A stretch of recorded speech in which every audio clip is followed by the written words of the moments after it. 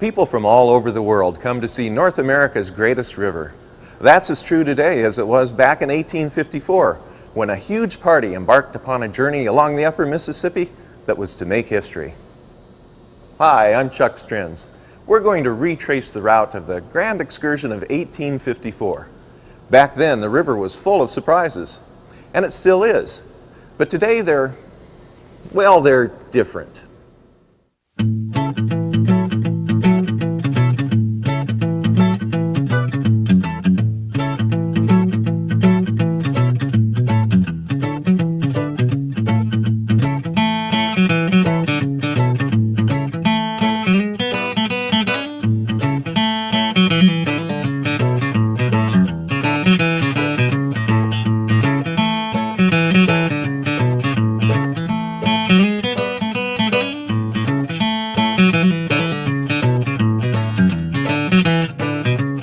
We're at Arsenal Island in the state of Illinois. We're at the junction of four cities, the Quad Cities of Bettendorf, Moline, Davenport, and Rock Island, in the middle of the bottom of the upper Mississippi. These four cities are in two states, and they link a nation. Arsenal Island here is in everything from a picnic grounds to a military prison. And today it's something in between.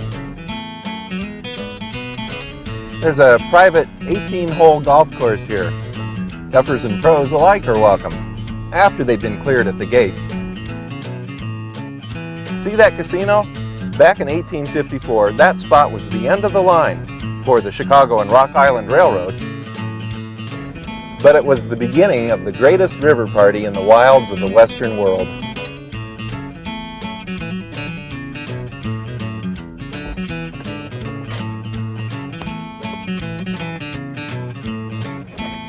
The railroad moguls wanted to bring paying passengers here from Chicago, partly to get the money they needed to build a bridge and continue on west. The solution? Invite the public to take a free train ride to Rock Island, and then, wait just a minute, and then continue along the wilds of the shorelines of Iowa, Wisconsin, all the way to St. Paul in the territory of Minnesota. It succeeded beyond their most passionate dreams. In fact, they may have overdone it. Instead of one paddle wheeler, they needed 7. Even then, 1/3 of the revelers were turned away. Those who stayed were crowded onto boats designed to hold half as many passengers. Former President Millard Fillmore was among them. We'll come back to the party later.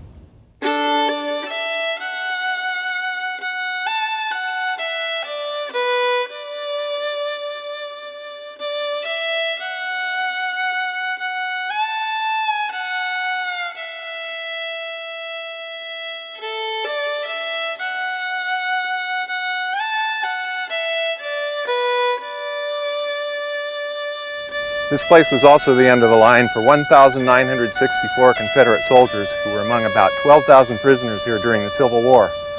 More than one prisoner met his end of the line when he crossed the line. It was like an invisible wall to keep the prisoners in place.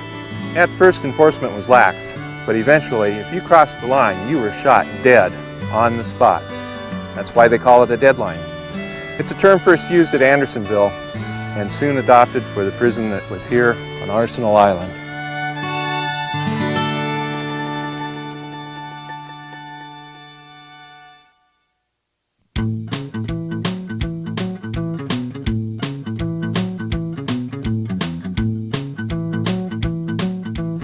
And over here on Arsenal Island is what remains of the first railroad bridge to cross the Mississippi. Built in 1856, just 2 years after the Grand Excursion, it stood here in all its glory, spanning the largest river in the northern hemisphere for about 2 weeks. And then it was the end of the line for the bridge. It was struck by a steamboat and went up in flames.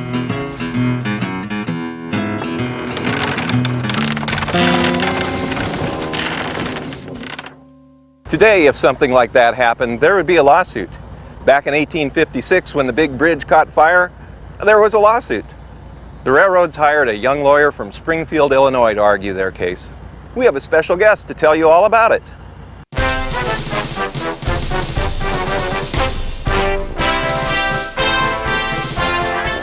This is the bell from the Effie Afton, the steamboat that crashed into the bridge. Perhaps it was an accident, although boat captains around here blew their whistles in celebration while the bridge burned. Now, there was this 44-year-old lawyer who just returned from 2 years in Congress. He was hired to defend the railroads. So he came up here to Rock Island to get a feel for the place, even took some measurements. This man, who would go on to become the 16th President of the United States, argued that the boats and the railroads had to share the river. After all, a person has as much right to cross the street as to walk down it. The jury deadlocked. It was finally decided at the Supreme Court in 1862. The railroads won. Anyway, that's what it says here. I'm just a Lincoln impersonator. I pretty much say what they tell me to say. Thanks, Lincoln impersonator. This place is called Rock Island because of all the rocks out there around the island. Now the rocks are out of the picture, and here's why.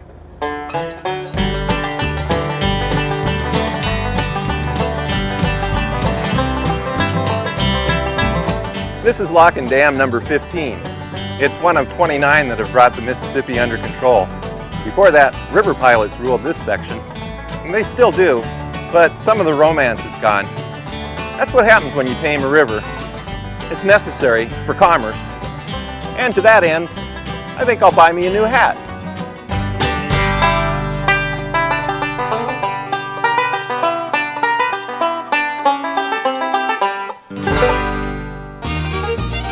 The river pilots were local folk who kept track of the changing channel in the rapids between Rock Island and LeClaire, Iowa, where I am now.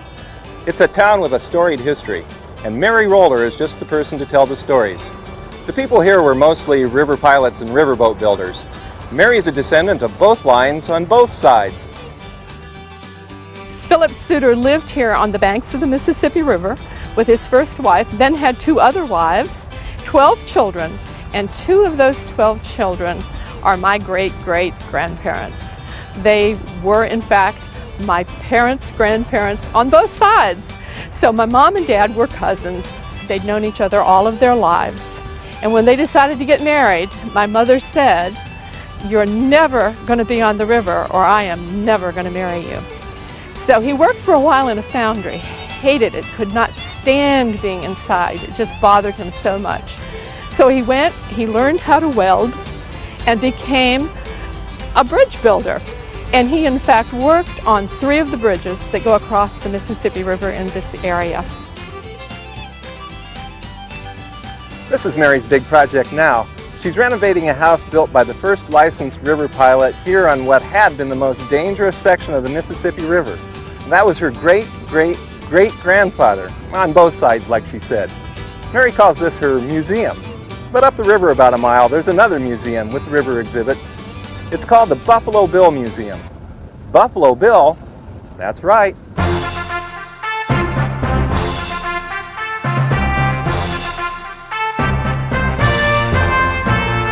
Well, first of all, Buffalo Bill was born here in LeClaire. He was probably our biggest promoter of the United States around, because he took the Indians to the East Coast and to the Europe and showed the people that Buffalo Bill, that he got along fine with the Indians, and he wasn't an Indian killer, and he wasn't a buffalo killer. Actually, he was a friend of the Indians, and he showed the European people that the Indians were not bad people. And a lot of people don't know that he was such a friend of the Indians.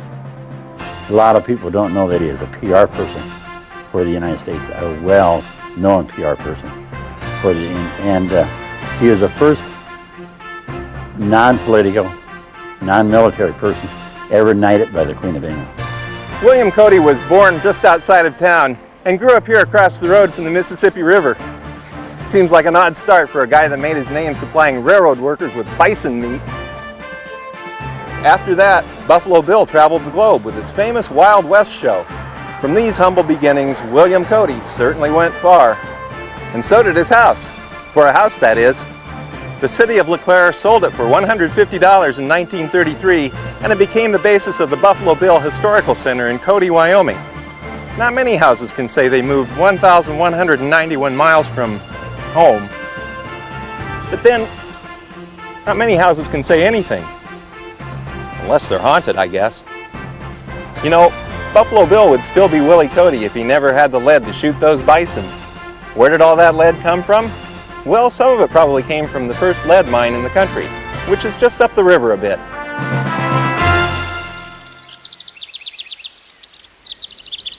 This is Dubuque, or what's left of him.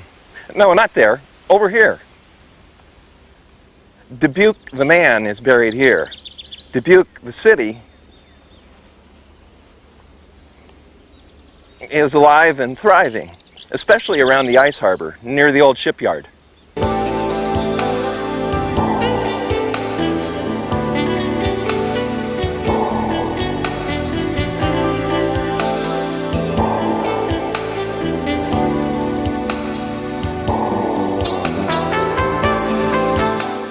A wave of riverfront development includes a new museum and aquarium and a landing recently redone to accommodate much larger boats, including the Diamond Joe. It's named after the man who was responsible for building many of the ships that traveled these and other waters. If you're over 21, you can take the ride free. Well, it's free if you stay away from the slot machines and the blackjack tables, and if you don't buy a hat. But this is what I really wanted to show you. Dubuque the man made his fortune mining lead. A fair amount of the lead here was turned into gunshot. I mean right here. This is the Dubuque Shot Tower, built in 1856. Shot pellets were created by pouring molten lead from the top of the tower through a series of screens into a tank of water at the bottom. Later, this served as a watchtower over the large riverside lumber yards. In 1911, a raging fire destroyed the lumber and part of the tower, but the people of Dubuque got together and collected enough money to rebuild it so it was just like new. Sort of.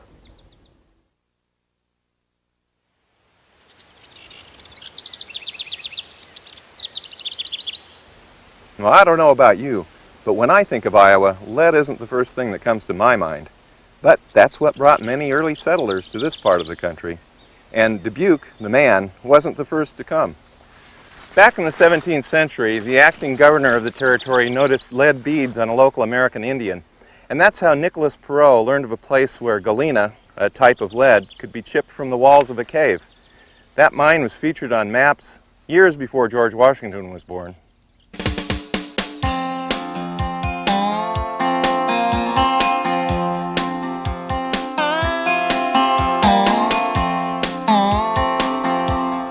Well, I have a different hat on now because I just came out of the St. John mine here in Potosi, Wisconsin. Quite likely the very mine on those maps, although some people say it was closer to Dubuque. That was a long time ago. Nobody works the mine for lead anymore. Nowadays, Harry Henderson works it for a different purpose. He conducts tours. And while he's busy with that, I think I'll go buy a softer hat. Now this is called the Galena Dolomite Strata. Galena because it yielded the lead ore. Dolomite, that's the type of base rock. Strata because it's stratified or in layers, which you can see. Well, that's great, but there are other stories about Potosi that aren't quite so dry. And yes, there is a 36-verse poem that was written by an ex-miner called The Valley of the Drunken Men. At one time, this brewery had 80 employees. When Prohibition ended, they were ready. They literally had trucks waiting 1.5 miles along Main Street, which is the only street we have, as you know. They were a hard-drinking, hard-living, hard-working bunch. And in some ways, we kind of think that each generation following them has tried to live up to that, or down to it, whichever is appropriate. The mines were responsible for Wisconsin's identity, the Badger State. You should know something about how Wisconsin got its nickname. The first miners that came in didn't have money, and they didn't want to take time anyway to build a decent home. So they just dug into the side of the hill and they used whatever was at hand. Obviously, that's rocks and timber. And the people said, why, they're digging in like badgers. And the name has stuck ever since. And in those days, when they built a smelter, they would hunt a steep slope, preferably above 45 degrees, and a nearby stream.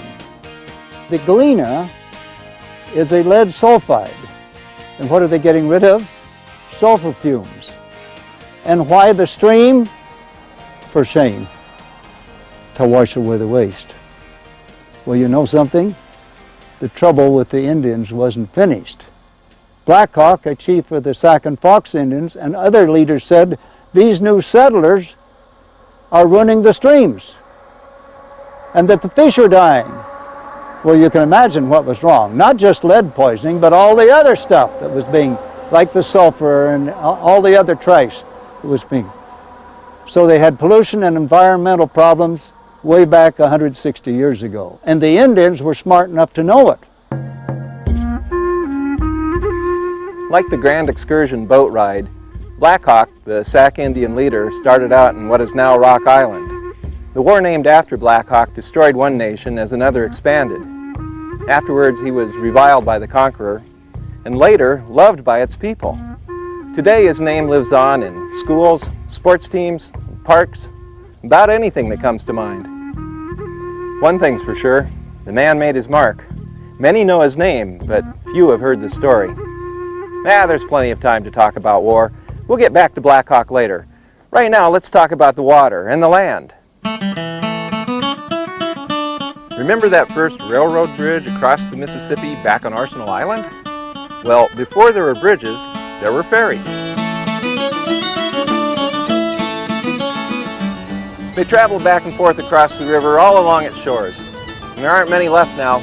This one runs between Millville, Iowa and Cassville, Wisconsin, where we are now. It's only $1 to walk on, $10 if you're in a vehicle, and it's a pretty nice ride.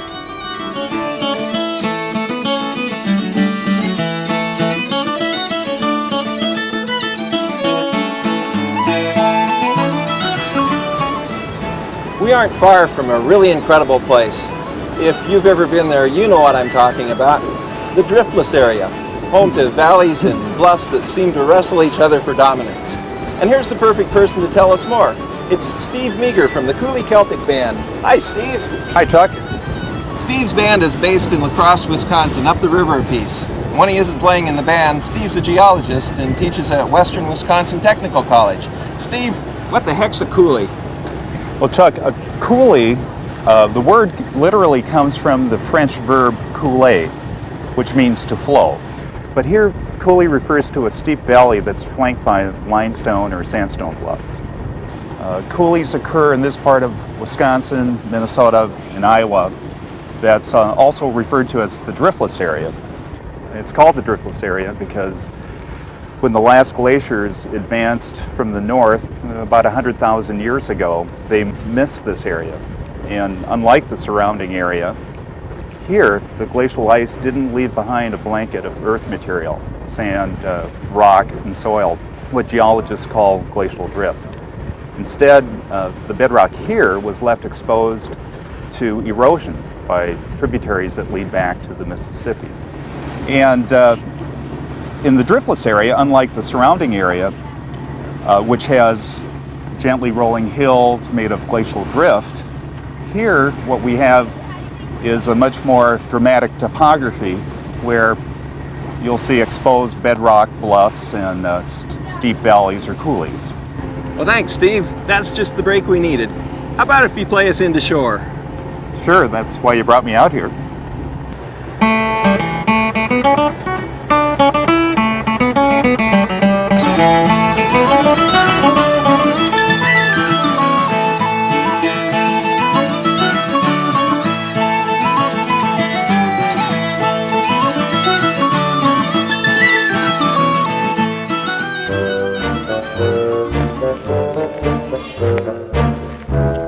find lots of neat stuff when you look for what's there. It's waiting to be discovered if you just go back off the channel a little bit, like I'm doing here. This looks like a winding path, doesn't it? But it isn't. It's a bear. And there are dozens of others around me here, too. The rangers here at Effigy Mounds National Monument in eastern Iowa call this guy Little Bear. He's one of a family of ceremonial bears and eagles and other creatures outlined here about 1,000 years ago. At one time, there may have been as many as 20,000 effigies across southern Wisconsin. Who made them? Nobody knows for sure. Hey, maybe aliens did it. Let's ask Ken Block. He's the head ranger at the park, so he should know. I'll let him tell you about it while I go pick up another hat. Well, Chuck, you might be surprised to know that aliens would have been one of the more commonly accepted answers back in the 1840s through the 1880s. In fact, when settlers first came into this region, they were puzzled by the fact that there were thousands of beautifully formed, artful-shaped animals in earth stretching from northeast Iowa all the way through the bottom of what became Wisconsin. So perhaps aliens, a mysterious race of giants, people from the mysterious lost city of Atlantis, or perhaps the lost tribes of Israel. Those explanations made sense to people who were, at that time, trying to justify in their minds their reason for digging up the mounds and farming and logging and setting up settlements and eventually setting up what became the states of Iowa and Wisconsin.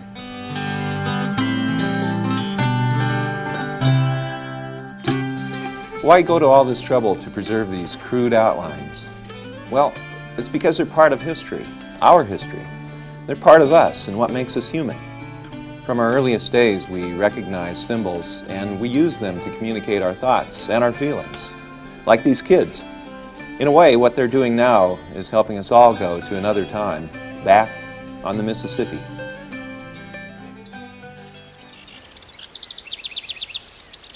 Perspective.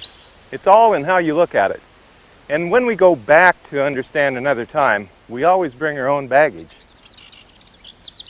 The American Indians and the white settlers had a very different view of this land. At first, when mining began in earnest, nobody thought much about it around here. The Indians were too busy making their own living as hunters and farmers. Then, like Harry said, when they saw what the slag was doing to their water, they became a bit perturbed. But it was the ultimate pollution, people pollution, that really started the Black Hawk War. The story, from our perspective anyway, goes like this. In 1804, a number of chieftains of the Sac and Fox Indians met with representatives of the federal government downriver near St. Louis. And at that meeting, they signed over the rights to 50 million acres. Were they, as Black Hawk later suggested, compromised by the beverages served? Maybe. Did they really represent their people? Maybe not. One thing's almost certain. They believed they were allowing whites to hunt on their land. But before long, the place was overrun with settlers. Their corn was trampled. Their cemeteries were plowed. Fences sprung up where they had hunted for generations. One day in 1829, Black Hawk came home from a hunt to find a family of squatters living in his lodge. This broke the bounds of all convention, so he left.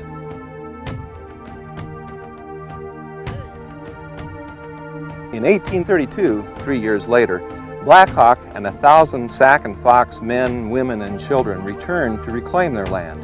By then, 150,000 settlers lived in Illinois. There was no contest.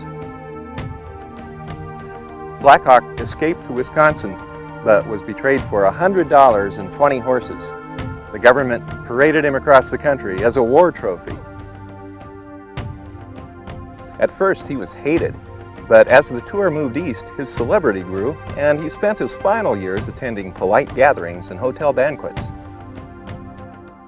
Now, that's the way we tell the story today, and to help, we use roadside markers, like this one. It was erected in 1930, and it's one of many throughout the hills of southern Wisconsin.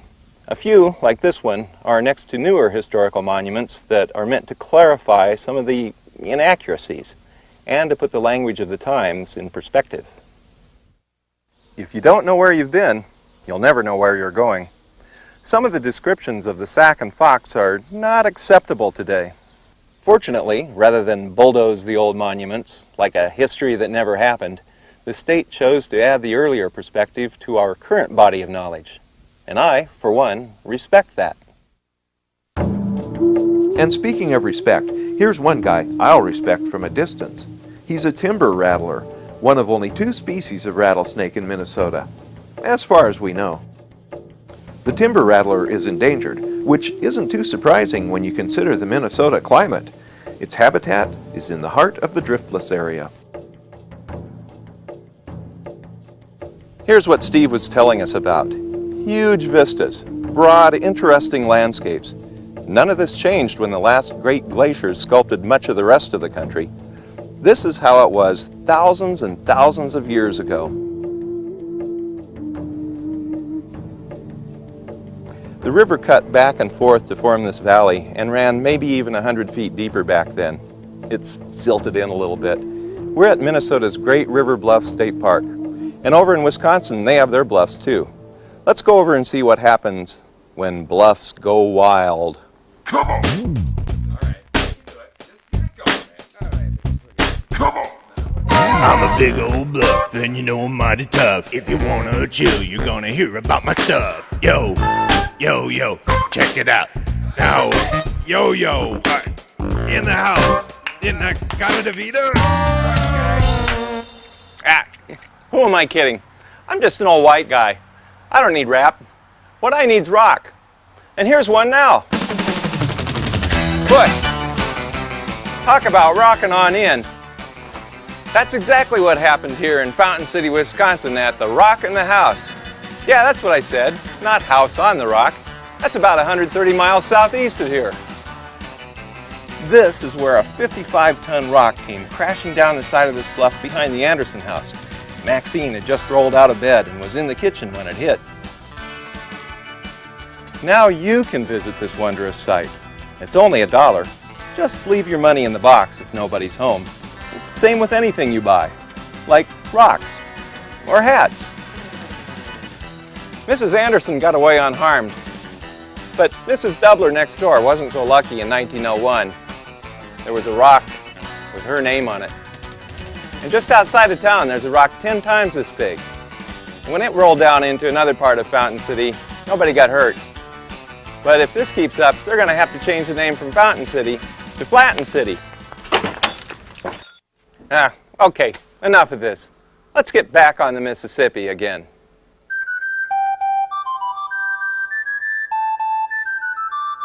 A notable community in Winona, Minnesota is made up of people who live on the river. Literally. Winona is one of those places where this great north-south river runs east and west. It's one city that's proud of its slightly off-kilter character. This little Sausalito is home to a score of year-round residents and a lot more who just come out on nice weekends. Dennis Shalene, a district court judge, had a place here in the 70s, and like the other residents, he had to haul in his water and haul out his trash. My boathouse right over there, kind of designed that on a napkin one day and got a guy to build it, and they kind of just happened, and that's what happened. My boathouse happened. And I lived there for a decade during the 1970s and went to the courthouse every day on my motorcycle and lived here down here. Being a judge is handy sometimes. Judges tend to know the law. Well, this whole half the island that you're on right now, I was one of the first to build a house here, and we were told it was on railroad property, but I said when the railroad kicks us off, we'll get off. Well, they never did because they didn't own it. So it belongs to the city of Winona and has belonged since probably the 1850s. Sometimes the boathouses upstage the rest of the town. But what's interesting about it is that Jacques Cousteau came here and he didn't interview the city council, he interviewed people in the boathouses on the river. But I think the city ought to promote it rather than demote it. But beyond Winona, Judge Shalene's out-of-the-box, onto-the-boat thinking has benefited literally thousands of communities. I didn't like the idea of having to fine everybody and put everybody in jail who didn't pay their fine. So I came up with the idea that they work in the parks. I continued to do it, and then the state adopted it, and then it was spread from Minnesota throughout the United States, and now it's throughout the world. So you're standing on the spot of the first community service hours in the world right here. Community is what this place is all about. There's no phone, no lights, no motor car, not a single luxury. Actually, that's not completely true. There are cell phones and solar panels here, and you can drive right up to some of these places, but not all.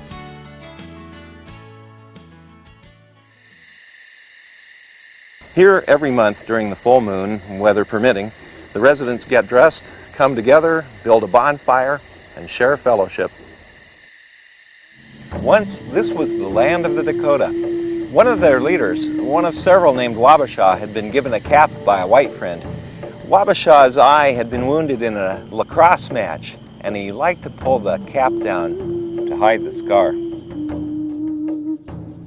The cap bore a striking resemblance to this limestone bluff, back when it looked like the cap.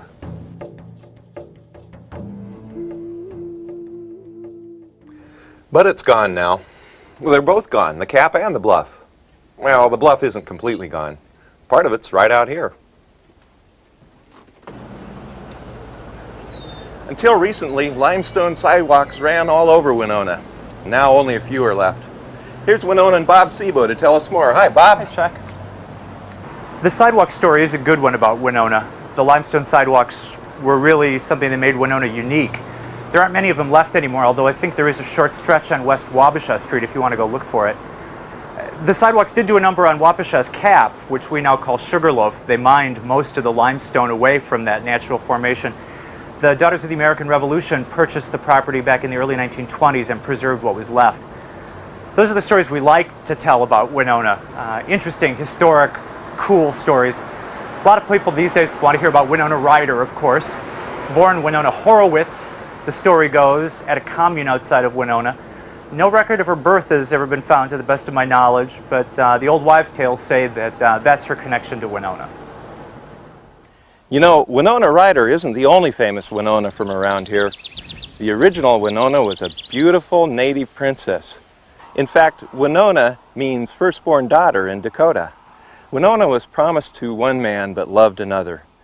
On the night before her marriage, she threw herself from a cliff. It was this one right here. Or maybe it was this one over here. Or maybe it never happened. Whites crave stories of noble natives. There's no way to be certain, but the tale of Winona was probably just that, and a source of amusement to the American Indians who enjoyed watching the whites eat it up. Now that's perspective.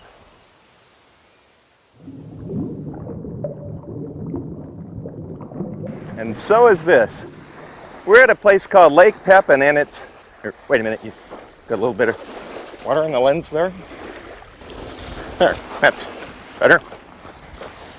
We're at Lake Pepin, near Lake City, Minnesota. But it isn't really a lake. It's a big, wide part of the river.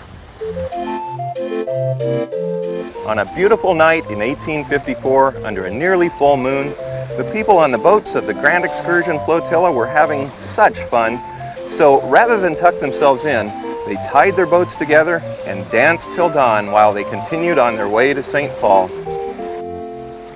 They would pay for it in gold, and the city of St. Paul would pay in reputation.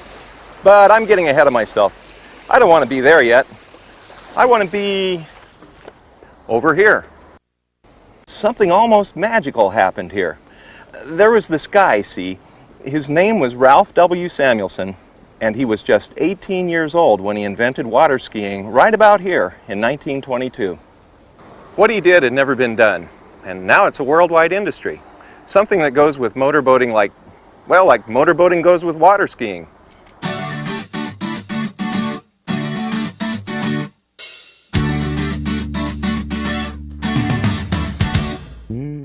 This is one of many water skiing clubs. We're actually back on the Mississippi a bit, down near La Crosse, Wisconsin, about 75 miles south of Lake City.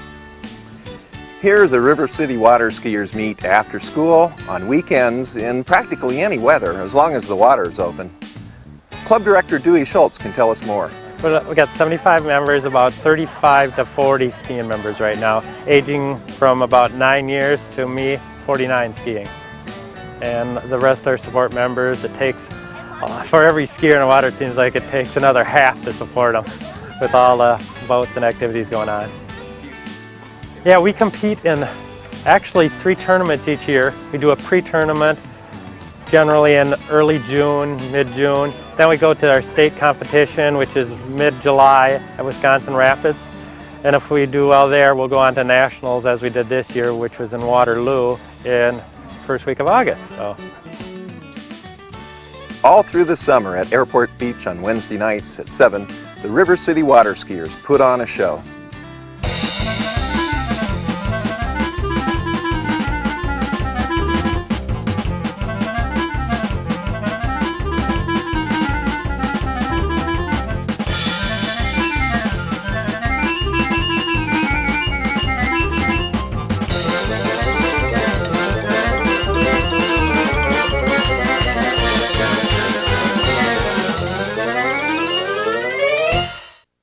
Personally, I don't water ski. Well, I've done it, but I'm not very good. And yet, this is a guy I really admire. Whenever anybody does something for the first time, you gotta respect that person. One of a kind, like the great spiral bridge just up the river.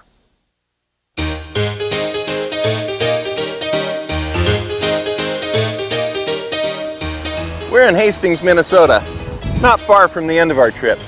And back in 1854, a rope ferry ran across the river right about here.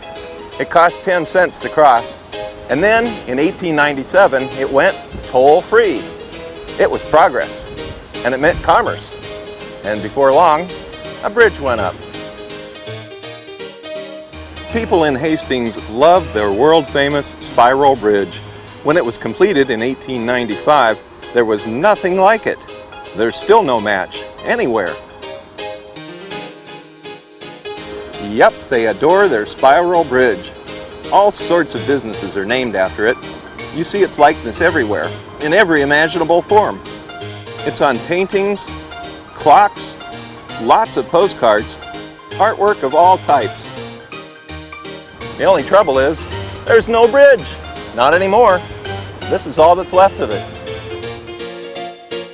And it wasn't struck by a steamboat. In 1951, the spiral bridge, like the ferry, became a victim of progress, and Hastings lost its greatest landmark. In many river towns, there isn't much of a first street, because the bridge that passes over the riverside as well.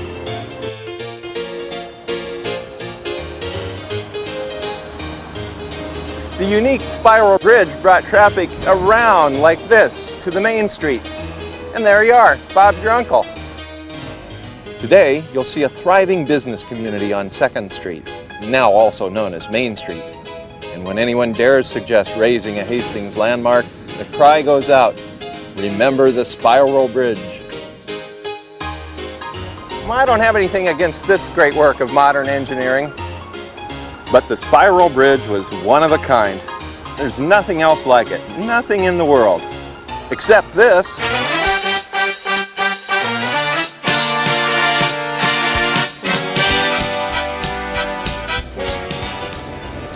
We're at the Little Log House, where you'll find more than a little log house. Oh sure, you'll find a little log house all right. And there are barns, a schoolhouse, trains, hotels, windmills, a blacksmith house, tractors, a bus stop, no bus though, a kiln, a water tower, old cars, more old cars, and trucks. And this 1/2 scale model of the heart of Old Hastings. Steve Bauer calls this place his hobby that got out of control. This bridge ran across the Yellowbank River near Odessa, Minnesota for 102 years. Then Steve and his band of merry craftsmen got a hold of it and moved it over here.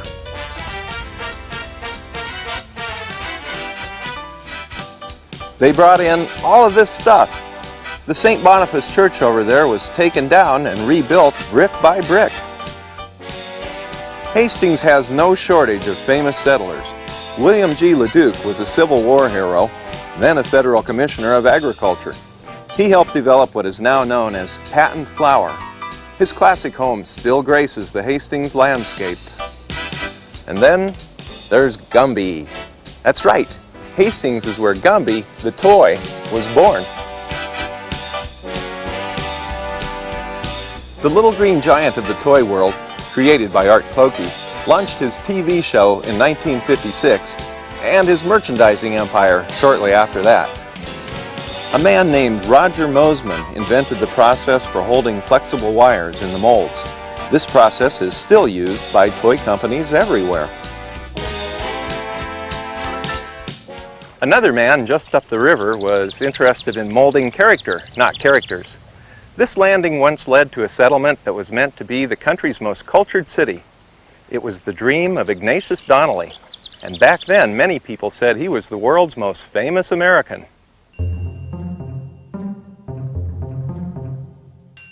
In his book, Atlantis, the Antediluvian World, Donnelly convinced humanity that he knew where Atlantis lay at the bottom of the ocean. His book remained in print as recently as 1975. It's still the subject of admiration, in some circles. Donnelly wrote works of fiction, too. Intentionally, I mean. His first novel was Caesar's Column. He finished it in 1889, right after he finished 3 terms representing Minnesota in Congress. His days in office were over, but his firebrand populism was going strong. He set the book in 1988, a century in his future. But Caesar's Column is more social criticism than science fiction. You might even call it social science fiction. In Donnelly's vision of the future, horses provided most of the transportation, along with electric trains. There would be magnetic lights in Manhattan, but no airplanes, or even radio. Instead of the internet, Donnelly imagined a system of pneumatic tubes. Rich plutocrats run the world. They buy themselves fancy titles like Baron and Prince. So Donnelly got that part right anyway. And this is where his town stood. He had the business sense to name it after John Nininger, his partner, the man with the money. Nininger City reached a population of 1,000. A bank panic hit in 1857. And then in 1858, the railroad honchos decided to bypass the town. Not long after, much of Nininger City disappeared. Literally, its residents moved away and took their houses with them. As the Grand Excursion of 1854 approached its destination, President Fillmore's daughter disembarked, rode a horse to the top of a bluff, and waved a handkerchief at the flotilla. They couldn't have seen it here in St. Paul, but if they had, they would have thought it meant one thing. "We surrender! Take our money!" You see, one of the great ironies of the Grand Excursion was this. St. Paul saw it as their civic showcase. They had a suitably grand reception planned. It was all set for June 9th. But the boats came in on June 8th. Remember that soft summer float through the night on Lake Pepin? It put the flotilla one day ahead of schedule, and the St. Paul City Fathers just weren't ready. But every huckster on the levee was. After traveling 400 some miles and expecting a nice welcome, the folks of the Grand Excursion were greeted by men looking to make a quick buck. Had they arrived on schedule, the travelers would have been wined and dined, taken overland to the majestic falls of St. Anthony, fed every delightful victual available as the city boosters looked on. Instead, they were charged $10 each. That's 10 American 1854 dollars to ride in poorly rigged buggies belonging to the lowest class of the riffraff of the riprap. Had they arrived even earlier, about 15 years earlier, they wouldn't have found a St. Paul at all. Instead, they would have reached the uppermost point a steamboat could go on the Mississippi at the time, Pig's Eye Landing. Pig's Eye Landing was named after Pierre Perrin. He was an irascible fellow who camped out in Fountain Cave, so named because of its spectacular artesian well. He used the water to make whiskey for the locals. These included other squatters like himself, American Indians, and soldiers from nearby Fort Snelling. Parent was, by all accounts, quite ugly. In a knife fight, a slash across his pupil gave him his name. Pig's Eye Parent moved north long before 1854, when the place got too crowded for him. But had he stuck around, he would have had a great time fleecing the Grand Excursionists. With over 100 world-renowned writers and editors on the 7 boats, the reports on St. Paul were biting, especially those of the New York Times, which helped spread the word around the globe. It was a tough beginning for St. Paul at the end of the 1854 Grand Excursion. This is where the Grand Excursion ended. It brought hundreds of people to an unsettled land. After seeing it, some returned to break the sod.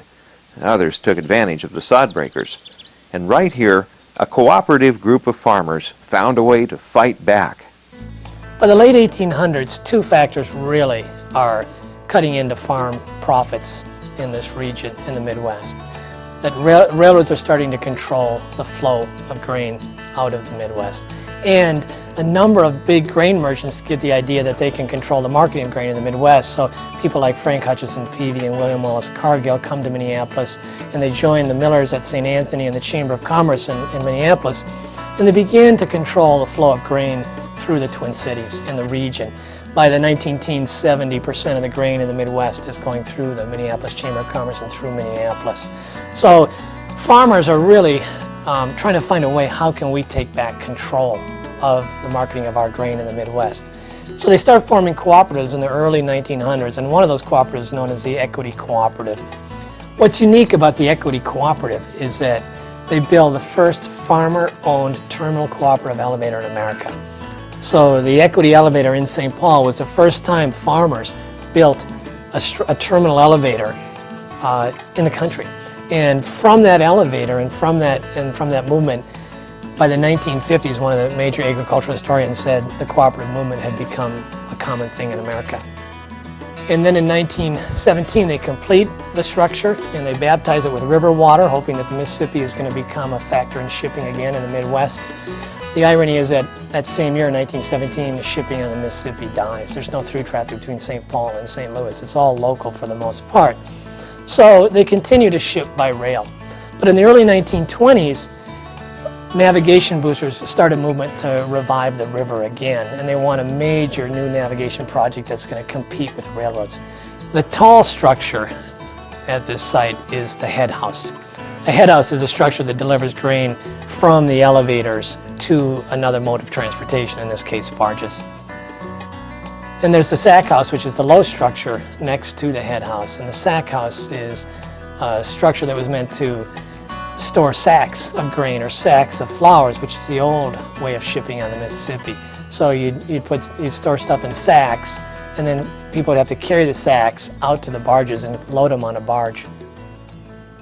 It was another farm movement that really led to the first major project on the Mississippi by the Corps of Engineers.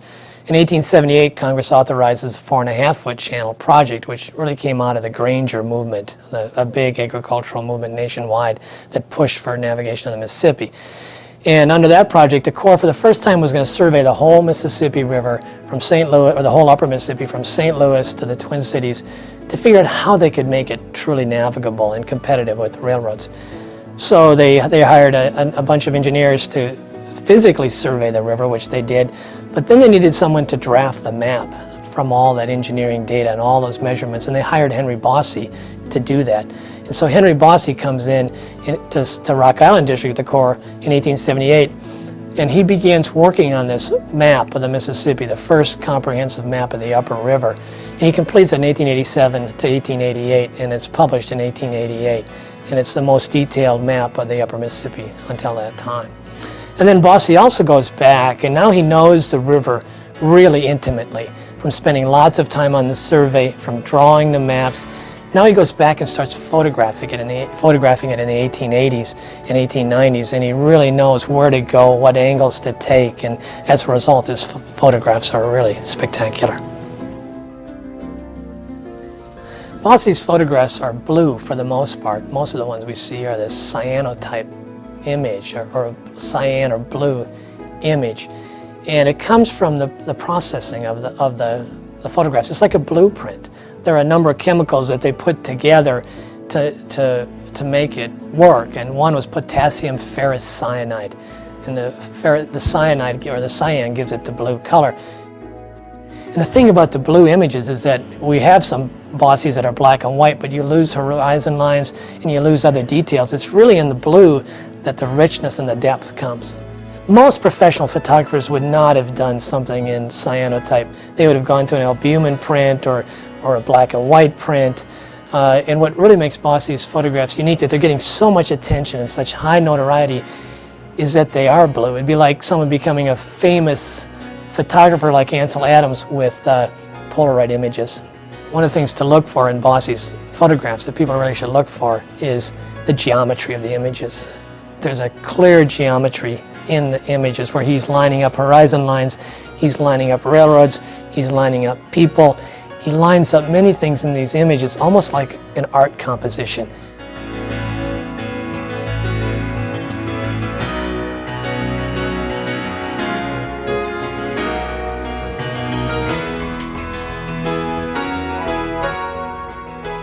Henry Bosse is not just a photographer of the Mississippi. He's got a really unique background. He was born in Germany in 1844 on the estate of his grandfather, General Neithard von Gneisenau.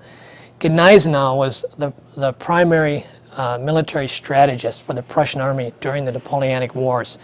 And at the Battle of Waterloo, the day before the Battle of Waterloo, the French defeat the Prussians in their retreat, and the French turn on the English and the Dutch and are defeating them.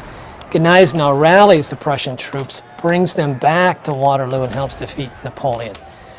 Bosse is born on his grandfather gets this estate as a result of his deeds in the war, and Bosse is born to the daughter of Gneisenau and lives there until he's about 21, but he's the illegitimate son of one of the daughters. And so probably when he came of age in 1921, he moves to America, emigrates to America. Bosse ends up in Chicago in 1871. By 1874, he's working for the Corps in Chicago. Then he moves to St. Paul in 1875 and works for the Corps in St. Paul. But by 1878, he's in Rock Island, where he'll spend the rest of his career. And he lives in Rock Island from 1878 to 1903, when he dies at a dinner party from eating supposedly a poisoned can of asparagus.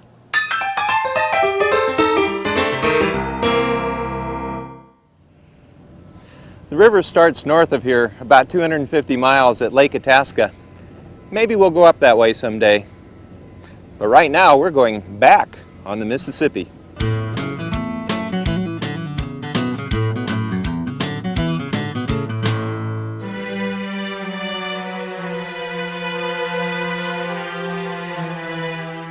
Oquawka, Illinois has no more business in this program than Itasca because the Grand Excursion never came by here. But I just don't care. There's a tale to tell in Oquawka, and I want you to hear it. You may not believe this coming from me, so I'm going to ask Honest Abe Lincoln impersonator to tell you all about Norma Jean, the only African elephant buried on the banks of the Mississippi. This is the town of Oquawka, and that says elephant. There is an elephant on these shores. Her name is Norma Jean. Her body lies moldering in its grave over there by the swimming pool.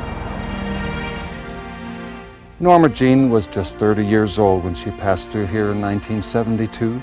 After delighting the children of the town on July 17th, she watched as a thunderstorm moved in. Her leg was chained to a tree, a large tree in the park. As the storm grew, her keeper, a noble man named Possum Red, attempted to free her when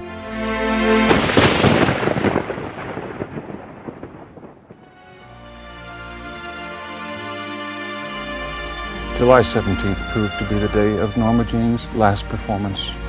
Her spirit was taken by a bolt of lightning, but her body was laid to rest here where she breathed her last. But Norma Jean lives on in the hearts of the citizens who celebrate her memory. So the next time you see an elephant in a thunderstorm, remember Norma Jean.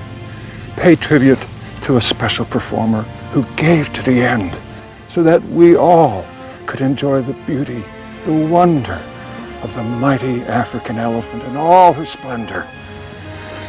I thank you. And now I'm going back on the Mississippi.